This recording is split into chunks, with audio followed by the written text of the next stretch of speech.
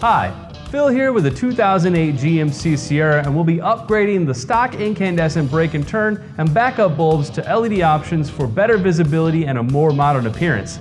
Installation's pretty straightforward, should run you about 15 to 20 minutes, and let's go ahead and get started.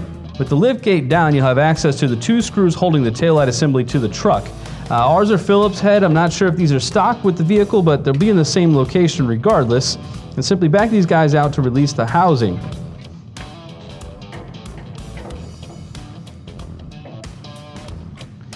Once you have the housing released, go ahead and grab a hold and pull straight back from the truck in order to get the housing to release. Once you have your taillight housing out of the truck, we'll now have access to the bulbs themselves. We're going to start with the brake and turn. Simply rotate counterclockwise and pull the bulb out and replace with your Diode Dynamics LED upgrade. Once you have the turn and brake complete, we'll move to the reverse bulb. Again, installing your new one. Now, at this point, you'll want to go ahead and test that your polarity is correct by firing the truck up. If you're not getting a bulb to light, you'll simply want to pull the guy out, rotate it 180 degrees, and return it back to the socket to correct that polarity.